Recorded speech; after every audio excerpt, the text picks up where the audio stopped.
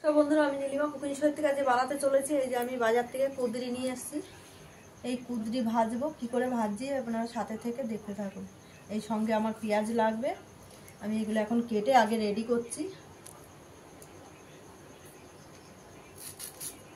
এইভাবে পাতলা পাতলা করে, একদম ছোটো ছোটো করে, লম্বা লম্বা করে কাটবো। এইভাবে কাটতে থাকবো এক এক করে।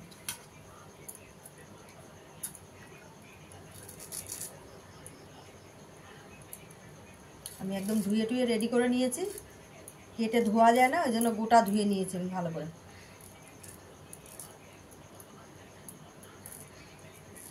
এইভাবে সরু সরু করে কেটে নেবো, লম্বা লম্বা করে।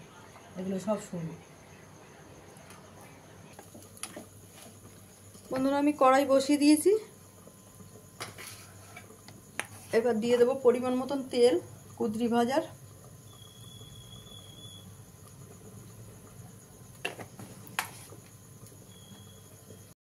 এই যে আমি কুঁদরিটা কেটে নিয়েছি ঝিরিঝিরি করে, এই দেখুন, এই যে একদম পাতলা পাতলা করে সুন্দর করে কেটেছি। আর এই যে আমি পেঁয়াজ কুচিয়ে নিয়েছি, লঙ্কা কেটে রেখেছি, আর কালো জিরা ফোড়ন দেবো। তেল গরম হয়ে গেছে, এবার আমি কালো জিরা ফোড়ন দিয়ে দিচ্ছি।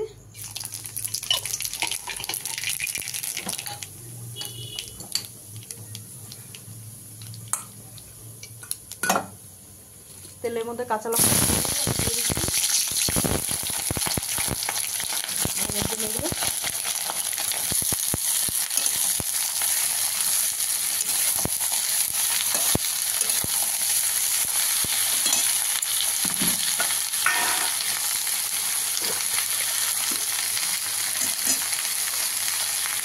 দিয়ে দিচ্ছি পরিমাণ মতো নুন,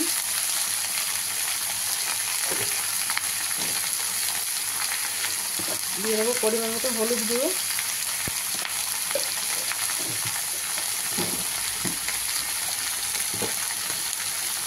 এর সঙ্গে দেবো একটু মিষ্টি। এটা টক হয়, যার জন্য একটু মিষ্টি দিলে টকটা কেটে টেস্টটা চলে আসে।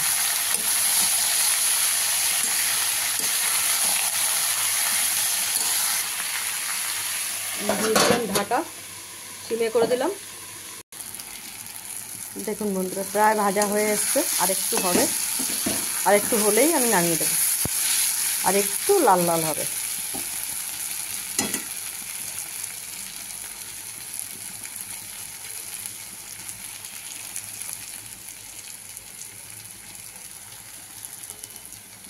দেখুন বন্ধুরা, আমার হয়ে গেছে ভাজা। এবার আমি বন্ধ করে দিচ্ছি গ্যাস, নামিয়ে দেবো। দেখুন বন্ধুরা, আপনাদেরও ভালো লাগলে আপনারা এইভাবে বাড়িতে বানিয়ে করে রান্না করে খেয়ে দেখতে পারেন কেমন লাগে।